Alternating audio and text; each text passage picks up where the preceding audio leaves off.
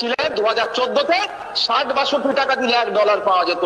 এইগুলো যখন ব্যর্থ হচ্ছে তখন হিন্দু মুসলমানের রাজনীতি করছে। আর আমাদের রাজ্য সরকার যেটা চলছে ও তো এক কদম আরো এগিয়ে গিয়ে আরো ভিতরে ভিতরে সুপ্তভাবে ধর্মীয় জিগির তুলে পশ্চিমবাংলার মানুষের মধ্যে ধর্মীয় বিভাজন তুলে ক্ষমতায় থাকার চেষ্টা করছে। কদিন আগে আপনারা দেখলেন সাজ্জাক আলম নামে একজন, আমি ধরে নিলাম অপরাধী, কিন্তু তাকে তো ইনকাউন্টার করা বিচারে বহির্ভূত ভাই।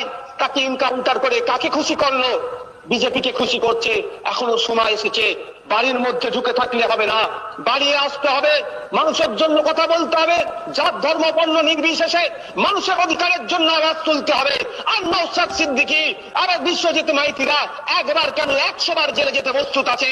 দলিত আদিবাসী নির্বিশেষে পিছড়ে বর্গের মানুষ সহ মুসলমানদের অধিকার, উচ্চ বর্ণের অধিকারও যে অধিকার ক্ষুণ্ণ হবে, যে তাদের অধিকার কেড়ে নিয়ে হবে, যারা ক্ষতিগ্রস্ত হচ্ছে তাদের পাশে দাঁড়িয়ে আওয়াজ তুলবে।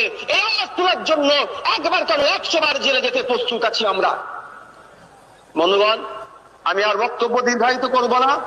আমি আপনাদেরকে বলবো, আমার বোন, আমার বাড়ির মেয়ে তিলোত্তমার কথা ভুললে হবে না। আজকে তিলোত্তমা যে সঞ্জয় রায়কে দোষী করছে, আমি আশা করব তিলোত্তমার পরিবারের সাথে আমরা সকলে আছি তো নাকি ভাই? কারা কারা আছে হাত তুলুন। তিলোত্তমার পরিবারের সাথে কারা কারা আছে হাত তুলুন।